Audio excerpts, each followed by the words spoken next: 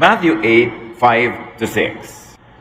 When Jesus was going to the town of Capernaum, an army officer came up to him and said, "Lord, my servant is at home in such terrible pain, and he can't even move."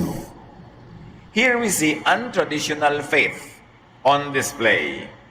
Bakit hindi ito karaniwan? Bakit kakaibang uri ng pananalig ito? Because he's a Roman officer, a Gentile, and at the most, a God-fearer. Somebody who recognizes God, but is not really an insider into the Jewish religious system. It was untraditional, and he comes to Jesus bringing to his attention the very sad situation of his servant who was almost paralyzed with pain. And without saying it, he was requesting for healing. He was requesting for a miraculous move from Jesus to deliver his servant from suffering. So he's an outsider approaching Jesus. This is unconventional. Sanay na tayo ngayon na international yung faith, global, pero noon yung pananalig ay para lang sa mga Hudyo, para lang sa mga kakapwa nila, dahil yon ay sa matter of also a national kind of faith. At iba naman ang religion ng Empire of Rome. Matthew 8:7, "I will go and heal him," Jesus replied. So this unconventional faith gets an unconventional answer. Jesus responds positively. Hindi niya ginawang issue na, bakit sino ka ba? Hindi ka naman Jew, hindi ka naman kita kababayan, bakit kita pagsasayangan ng oras? Sabi niya, pupuntahan ko at pagagalingin ko siya. Matthew 8:8-9, "But the officer said, 'Lord, I'm not good enough for you to come into my house. Just give the order and my servant will get well. I have officers who give orders to me, and I have soldiers who take orders from me. I can say to one of them, go, and he goes. I can say to another, come, and he comes. I can say to my servant, do this, and he will do it.'" I know that this works. Because in the military, I have superiors who tell me to do things and I do them. And I have subordinates that I tell to do things and they do what I tell them because that's the way it is. Those in power can make it happen. And you are of supreme power, no need to go to my house, just say it. This is very untraditional faith. Sana nagpasalamat na lang siya. Sige po, halika kayo sa bahay namin. What a great honor to bring Jesus to your house and to ensure that the miracle really would happen. But the supplicant declines Jesus' personal visit. He applies his own wisdom and method and asks Jesus to do it his, meaning the official's way. Unconventional. Untraditional. Meron ng solusyon si Jesus, pupunta ako sa bahay nyo. Kanya, wag na po. Wag na kayo magpunta. Just say it. I know that it will work. Matthew 8:10, when Jesus heard this, he was so surprised that he turned and said to the crowd following him, "I tell you, in all of Israel, I've never found anyone with this much faith." Sa buong Israel na napaka-relihiyoso, 5,000 taon ng religious history, 5 beses nagdadasal, kabisado ang scripture, sabi ni Jesus, wala ako nakitang ganitong uri ng pananalig dito sa buong bayan ng Israel. Sobrang pananalig ito. Hindi na ako papupuntahin sa bahay nila, sabihin ko lang daw, mangyayari na. Hindi ko na kailangan i-touch yung patient. Hindi na kailangan ng personal contact. At nananalig siya na magaganap ito. Walang kaduda-duda. So again, we get another unconventional answer. Jesus is impressed.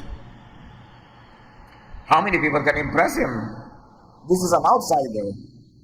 Jesus commends the officer. Pinuri ba niya? And indirectly chides the Jews for lack of such kind of faith. Sa pagpuri ni Jesus dito sa non-Jew, na-expose tuloy yung kapintasan at kakulangan ng mga Jews mismo. Sabi niya, dito sa bayan na ito, wala ako nakita ganitong uri ng pananalig. Matthew 8:11-12. Many people will come from everywhere to enjoy the feast in the kingdom of heaven with Abraham, Isaac, and Jacob. But the ones who should have been in the kingdom will be thrown out into the dark. They will cry and grit their teeth in pain. Ganoon na lamang yung contrast, yung pagkakaiba ng pananalig nitong outsider, an unconventional faith and an unconventional method of expressing it, na hindi maiwasan na ibunyag ni Jesus ang tunay na kalagayan ng mga Israelita. Sabi niya, eto outsider, ito ang makakatikim ng kingdom of God. At kayo mga insider, mga napaka-conscious nyo na paborito kayo ng Diyos, mga religyoso kayo, etc., etc., kayo ang hindi makakapasok sa kaharian ng langit. Hindi kayo makakasalo sa hapagkainan ng piging nila Abraham, Isaac at Jacob. Sabi ganon.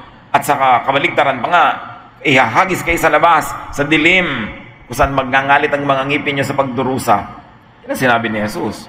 Another unconventional answer we get here. Jesus stresses how the Jews won't enjoy salvation, fellowship with God, and all the other blessings. In spite of their religiosity, they won't be participating in the feast in heaven because they have never had such kind of faith as this outsider had. It was a stark contrast between the Gentile and the Jew. The Gentile would be blessed, the Jew would be shunned. Malinaw na malinaw ang mensahe ni Jesus. Mga Hudyo na may traditional na paraan ng pagsamba, traditional na pagbabasa ng traditional scriptures, traditional na interpretasyon, traditional na pamumuhay, lahat naka-formula, ilang beses magdadasal, anong gagawin nila, anong kakainin, anong hindi kakainin. Sa kabila nun, di pa sila papasok sa kaharian ng langit. At ito pa ang outsider na Gentile ay siya makakaranas nun. At gano'n na lang ang paghanga ni Jesus sa kanyang pananalig. Matthew 8:13, then Jesus said to the officer, "You may go home now. Your faith has made it happen." Right then, his servant was healed. Ganon kalakas ang pananalig, sinabi ni Jesus, your faith. Hindi niya sinabing, I will make it happen. Sabi niya, your faith has made it happen. May personal na pananalig yung tao na yun mismo ang nag-energize ng isang himala. Sabi niya, your faith has made it happen. Of course, Jesus was the object of that faith. But Jesus did not even claim to have healed the person himself. Sabi niya, yung faith mo was able to procure healing from where it could be procured. The officer's untraditional, personal, and unique faith made it happen. Bakit natin pinag-aaralan ang mga ito ngayon? Ang takal-takal nang nangyari yan. Merong mensahe dito na napakahalaga, na bihirang mapansin. That personal faith, no matter how much it does not conform with traditional faith and methods, can move the hand of God, can make things happen. Develop personal faith in spite of, beyond traditional, standard, institutional, or formula religion. Mga kapatid, linangin, ayusin, payabungin, pabungahin ang personal brand of faith. Hindi lahat isasang-ayon mo sa standard ng iba. Hindi lahat itatanong mo sa iba kung paano gagawin. Hindi mo kailangan laging isunod sa pamamaraan ng maraming tao ang iyong ginagawa when it comes to dealing with God. Hindi laging, Pastor, ilang minutes po ako magdadasal? 5. 5 po, thank you. 5 talaga nga magdadasal. Kailan po ba ako magdadasal para sa pagkain? Tuwing bago ako kumain, o pwede ko na bang ipagdasal? Minsanan lang sa umaga, lahat ang kakainin ko maghapon. Pastor, ano po ang gagawin kung anong verse ang maganda kong basahin ngayon? Yung lahat, isusunod nila yung pananalig nila sa sinasabi ng iba. Yes, meron naman tayong magandang mapapala dyan. Kung maganda yung payo sa'yo. Pero kahit pa nga maganda yung payo, kung lagi ka lang hihingi ng guidance, ng formula, hindi ma-develop ang personal relationship mo with God. We are individuals. God created us uniquely. Each one is a brand by herself or by himself. At lahat tayo merong kakanyahan na makaunawa, makapagpaunawa, makapagpahiwatig in ways that only we can do. So reason, deal, communicate with God your way. The Spirit of God in you will guide you. Huwag laging formula. Hindi po ba dapat ganito ang gagawin nating prayer kasi ganitong okasyon? Sino may sabi nun? Nakaugalian lang yan. Pero pwede ka namang gumawa ng ibang kaugalian. Hindi mo kailangang ikulong ang iyong sarili sa mga tradisyon na inimbento ng ibang taong nauna lang sa'yo. Pero hindi naman ibig sabihin ay mas makadiyos kaysa sa'yo o mas matalino nga kaysa sa'yo. Meron tayong mapapakinabang sa mga tradisyon, pero yun ay naging tradisyon lang dahil inulit-ulit ng iba. Pwede kayo magpasimula, hindi ka maggagawin, na pwede ulit-ulitin, na balang araw pwede maging tradisyon din. Kailangang lumalabas ka dun sa kulungan ng pag-iisip. Katulad na lang nitong lalaking ito. Ano ba yung tradisyonal na paraan para mapagaling yung kanyang pasyente? Dadalhin niya yung manggagamot o yung spiritual healer sa pasyente, hahawakan, ipapanalangin, may mga ritual-ritual. Pero sabi ni Jesus, halika, pupunta ako sa inyo. In fact, Jesus was going to do it the traditional way. At siya namin sabi, huwag ng tradisyon. Pwede naman ng innovation. Pwede nating ibahin ang system. Kasi kayo naman yan makapangyarihan kayo. Walang pwede mag-limit sa inyo. So walang president, yung ginawa nila, walang naon ng example. Pero humanga si Jesus sa kanyang pananalig. Pananalig na siya ang lumikha, siya ang umimbento ng paraan ng pag-express. Wala siyang sinundan na pattern. Wala siyang sinundan na standard. Ang sinunod niya yung itinutubok ng kanyang dibdib. At bilang isang tunay na mananampalataya, titibok at titibok sa dibdib niya ang katotohanan kahit hindi yun nakakonforme sa mga nauna na mga patterns ng ibang naniniwala din naman. May isa pang ganyang case. Another untraditional faith. Matthew 15:22-28. Suddenly a Canaanite woman from there came out shouting, "Lord and Son of David, have pity on me. My daughter is full of demons." Jesus did not say a word, but the woman kept following along and shouting. So his disciples came up and asked him to send her away. Jesus said, "I was sent only to the people of Israel. They are like a flock of lost sheep." So another traditional answer. It was Jesus who gave the traditional answer. Kasi yung babae hindi Jew, hindi Israelite. She was a woman from Cana. She was a Gentile. Pero may problema siya dahil inaalihan ng maraming masasamang espiritu ang kanyang anak at si Jesus ang pinananaligan niyang makapagtataboy noon. Susunod-sunod siya, dumadaing-daing, iiyak-iyak. Hindi naman siya pinapansin. That was the traditional way. Hindi papansinin ng Jew ang Gentile. Hanggang nayamot na nga itong mga disciples. Sabi, "Lord, paalisin niyo naman yung babaeng yan, ang kulit." Hindi kasi kasali yung mga Gentile sa listahan ng pagpapalain ng Diyos sa tingin nila, sa paniniwala nila, sa tradisyon. Pero ang babaeng ito, nagpatali ba siya sa tradisyon? Alam naman niya ang tradisyon, di siya pwedeng humiling, di siya pwedeng lumapit. Pero nagpatali ba siya? Meron siyang personal brand of faith na hindi naging limited by what has gone before or in history. At sinabi sa kanya ni Jesus, "Pang-Hudyo lang ako." Hindi ka naman Hudyo Verse 25, the woman came closer. Closer pa. Yung iba dyan, lalayo na, magtatampo, mahihiya. Lalo lumapit.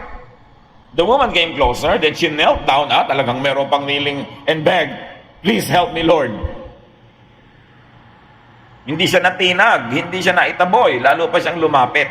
At lalo niyang itinaas yung ante, lumaki ang nakataya, may luhod pa. No? 26, Jesus replied, "It isn't right to take food away from the children and feed it to dogs." Dogs ang tingin ng mga Jew sa mga Gentile. Sila lang ang tao, yung iba hindi.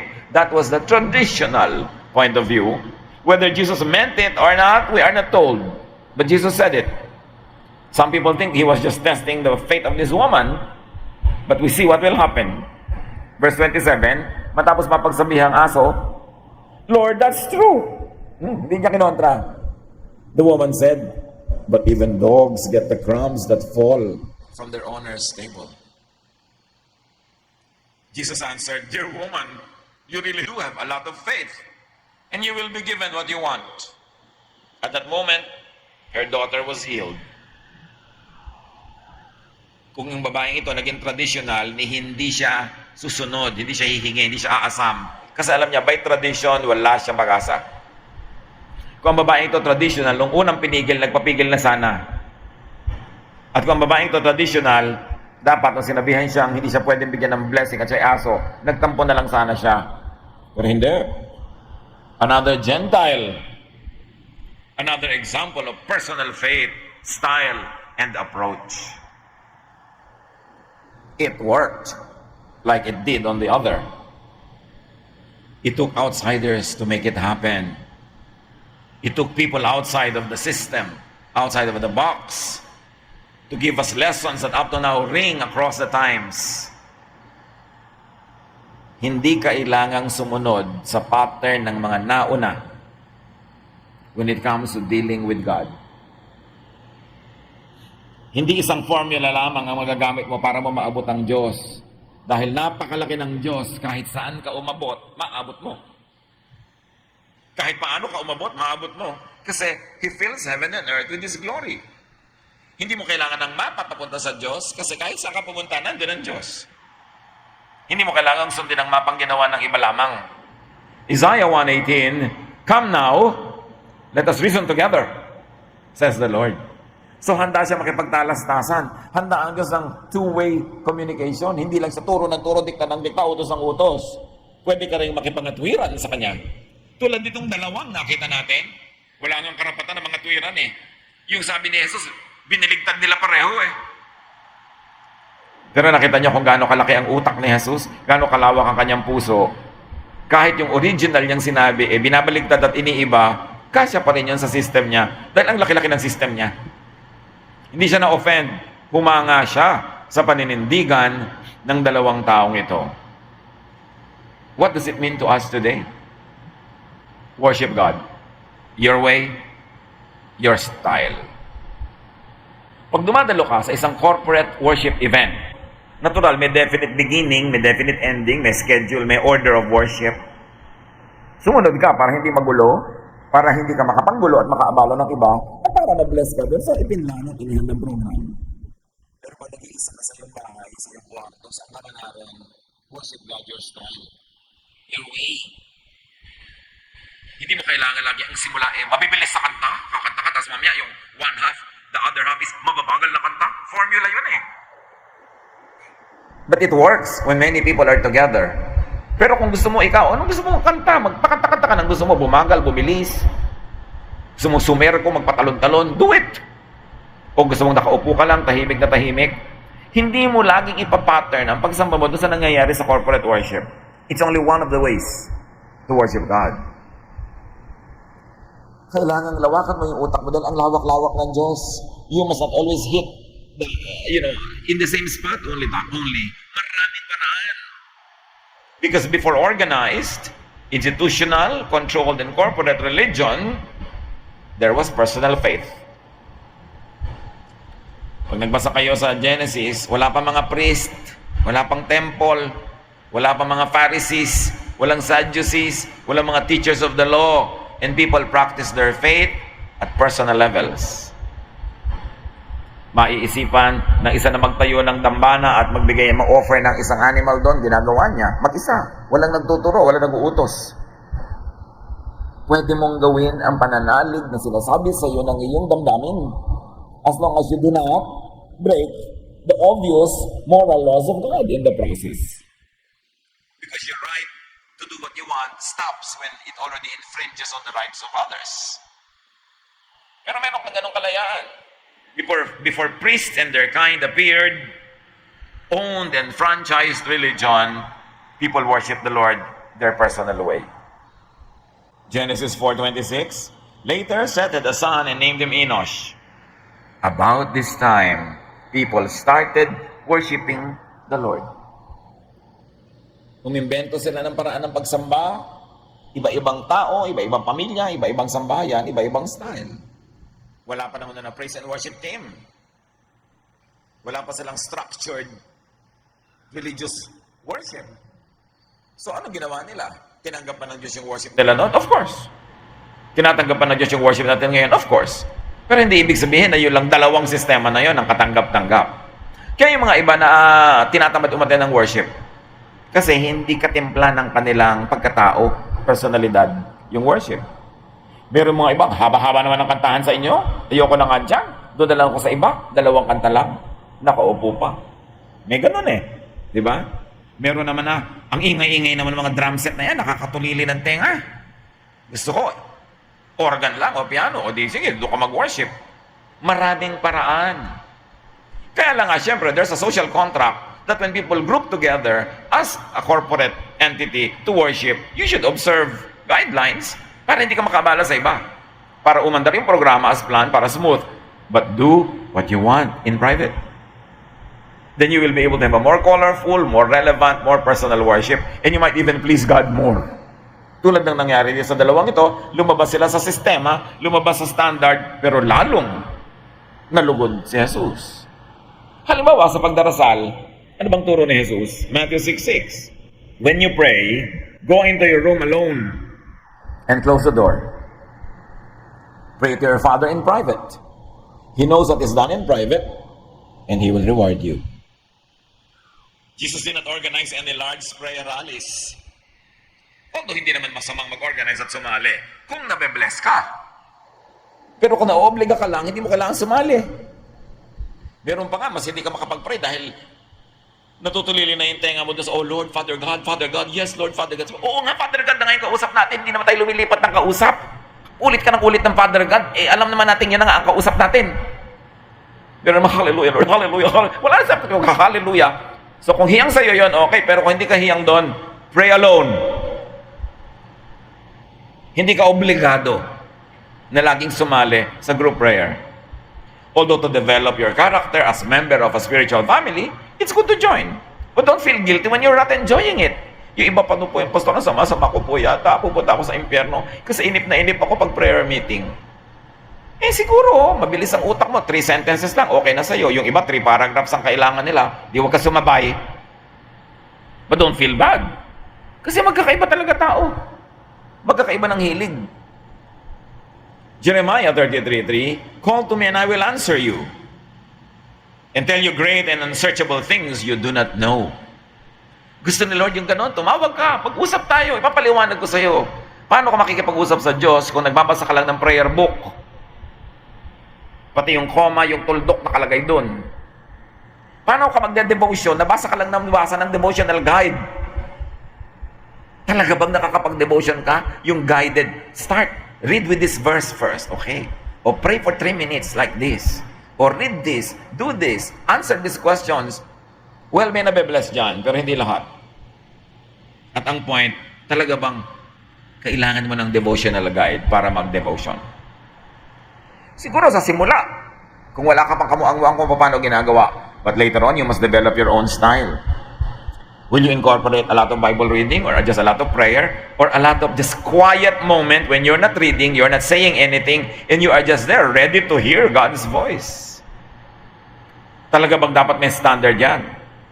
Ang mahalaga, willing kang lumapit sa Diyos, anumang paraan. James 4:8, come near to God and He will come near to you. Your personal faith, your personal way. Ito ang dapat dinedevelop ng mga gusto mag-mature spiritually. Hindi laging nagbabasa ka ng Bible study guide na sinulat na kung sino. It helps up to a point. But it's also good to search the scriptures on your own. Maghukay ka, mag-isip ka, magmuni-muni ka mag-isa dyan para magkaroon ng space ang voice of God. Hindi lahat yung guide binabasa mo, formula. Hindi lahat ng masarap na niluluto, recipe. Adobo nga may iba ang adobo ng tita, iba ang adobo ni auntie, iba ang adobo ni nanay. Eh di dapat ganun din yung prayer mo, ganun din yung devotion ng mga tao, kanya-kanya. Although merong isang regular, standard na, alam mong, ito ang adobo. Iba naman yung adobo halimbawa sa paksiw. Pero maraming versions. God is not a God of sameness. God is God of variety. Gustong-gusto ng Diyos ang variety, kaya ang dami niyang ginawang korte ng ilong, ba't hindi isa lang? So may variety kasi sa paglapit sa Panginoon. God's greatness and majesty cannot be fully contained, owned, communicated by organized or corporate religion or church or practice. While it is good to join such group activities, never neglect your personal time with God. Hindi ko umuumaten ka ng isang activity, ay nakipagniig ka na sa Diyos, when 90% of the time, mga tao doon yung kaniig mo. Hindi ko umuumaten ka ng ganitong service na nakarinig ka ng sermon o naipanalangin ka, nadinig mo na nga ang tinig ng Diyos na wala kang personal na pakikinig ng diretso mula sa Kanya patungo sa iyo. God can speak to us through other people, but all the more that God can speak to us directly. Ang kulang lang talaga sa atin, pag-iisa para may space ang Diyos. We have to fill every single moment with an activity. That sometimes God is not able to position himself because there's no space for him. Isaiah 66:1, the Lord said, Heaven is my throne, the earth is my footstool. What kind of house could you build for me? In what place will I rest? So pati yung temple, sinasabi ng Diyos, hindi ako dyan titira. Hindi ako kasya dyan. Ang laki-laki nga ng mundo, tungtungan ko lang yan ng paa. Ang laki-laki ng langit, upuan ko lang yon, trono ko lang yon. Tapos mangangahas kayong sabihin, gagawa kayo ng house of God? How can you house me? Hindi ako kasya. At pag in-extend natin ang reading yan mga kapatid, how can you house the wisdom of God in just one theology? In just one religion? In just one Bible study guide? In just one book? Pwede mo bang ipagkasyahin doon ng Diyos? No. What and who can contain God? Kaya dapat nilalakihan natin ang kaharian ng Diyos at kasama sa kaharian na yon yung sarili nating utak na maghari siya doon. Hindi ang hari doon kung sino-sinong mga author, kung sino-sinong mga pastor, kung sino-sinong mga leader, kung sino-sinong mga teacher. Well, they can be useful and helpful, but make sure that you leave most of the space to God Himself. And that is personal practice of your faith. Hindi lahat ng mabubuting gagawin mo through the church, may mga ministries, meron ka rin dapat personal ministries. Kasi ang relasyon natin sa Diyos, personal. In private, pray and worship your personal way. Hindi yung nag-iisa ka na nga, susundin mo na naman yung formula. And in community, conform for the sake of order. Communicate with God your own personal way. Beyond prayer guides, beyond Bible study guides, kasi tao din naman yung gumawa ng Bible study na yun, tao ka rin naman, anak ka rin ng Diyos, ba't di ka pwede mag-aral ng salita niya? Ba't kailangan laging umasa ka lang sa iba? Siyempre, ang gusto ng religion, yung kontrolado ka. Ba't hindi yun ang gusto ni Jesus? Kaya nakita nyo kung paano niya in-honor tong dalawang tao na lumabas sa kahon, sa tali, sa gapos, lalo niyang pinagpala. Know God, communicate with God beyond devotions made by others, although at times they can be useful. Beyond commentaries and theologies, you can know God. Lagi na lang, uy, ano binabasa mo ngayon? Sinong Christian writer ang binabasa mo ngayon? It can be helpful up to a point. Pero may nagtanong na bang, ano ang pinag-iisip mo tungkol sa Diyos ngayon? Ano ang mga personal reflections mo tungkol sa Diyos? Yung pag isa mo, nagmumuni-muni ka, ano magpapakilala sa Diyos ang nakita mo? Puro lagi na lang, ito sabi ni gitong author, sabi ni ganong author. Mahalaga, pinoproseso para tayo lumago. Listen to and hear God in your personal way. Up to a point, practice personal religion. Hindi lamang yung religion by affiliation or by membership. Well, up to a point, that can be helpful. So observe, practice, and perform your private spirituality, your private godliness, your way. Huwag matakot. Tingnan nyo yung dalawa, lumabas sila, pero napaggantimpalaan pa nga. It is our intention that God will honor. Once in a while, we will commit mistakes, but who doesn't? Don't tell me na kung kasunod ka ng isang malaking grupo o mabasa ka ng isang guide na sinulat ng kung sino, ay, hindi ka na nga magkakamali. Kasi kung mali siya, mali ka na rin, nahawa ka na. Kailangan ng personal na panunuri. And share and communicate God and godliness your way. Pastor, paano ko po ba si-share ng lola ko tungkol kay Jesus? Bakit mo ko tinatanong? Wala ka bang utak? Paano mo i-share si Jesus? Paano? Ano po ba ang sabi ng manual natin, yung manual number 3? Well, yung manual number 3, sabi, ganito, buksan mo yung Bible, ituro mo ito, pag-prayin mo siya, i-lead mo siya ng sinner's prayer. Pero yun lang ba talaga ang way to lead your lola to the Lord? Hindi mo ba siya pwede ipagluto ng goto at habang ina-enjoy niya yung goto mo na ang sarap-sarap, sabi mo, ganyan ka kamahal ni Jesus. Kung paano kita kamahal, lola, higit ka pamahal ni Jesus. Hindi lang goto ang hinenda niya para sa iyo, kundi marami pang iba. Hindi ka ba pwedeng mag-deal sa kanya ng hindi dadaan sa manual? Sobra kasi tayo na manualize. Yan ang nagawa ng evangelical Western Christianity. Manual lahat. Tinanggalan ka na ng diskarte, tinanggalan ka na ng utak. Share and communicate God your way and it will be effective. Sasabihin ba, bakit wala po ako mawin na soul? Kinabisa ko naman. At alam niyo naman kung ano ng mga wave of evangelism na yan, iba-ibang uso, iba-ibang manual. Bakit hindi po ako nagkiklik? Kasi hindi ka totoo sa sarili mo. Hindi naman likas sa'yo yung style na yun eh. Wala ka bang style? Kilala mo si Jesus? Alam mo ang pag-ibig ng Diyos? May paraan ka to share it your way. Be creative. Be natural. Be you. Know, understand, and feel God your way. Dear God, anong ibig sabihin sa amin ng mga ito? While we appreciate corporate religion, we appreciate the benefits of being with a group, reading other people's works, and being guided by other people's experience and wisdom. Teach us to develop personal spirituality, personal devotions, and we even dare personal theologies. Because you are truth. Napakalaki ng yung truth, hindi maliit. Turuan mo kung Panginoon na i-apply itong mga katotohanan na ito to develop our personal spirituality and religiosity so that we may be adding a lot of color and vibrance and music to the way your gospel is being shared with people. Turuan mo kaming appreciatein kung anong binigay nyo sa amin na natural talent, natural na mga pagkatao namin, at kayo'y aming maipakahiwatig, maiparamdam sa paraang kami ang makakagawa by being true to ourselves. At turuan nyo rin kami, Lord, higit sa lahat, matutong i-apply sa aming personal lives ang lahat ng turong nadidinig namin kung saan-saan nagmumula. Turuan mo kami ito'y salain, iproseso, at pakiyangin sa aming mga personal na pangangailangan, mga buhay, at mga hangarin. Turuan niyo kami, Lord, na magkaroon ng personal spirituality.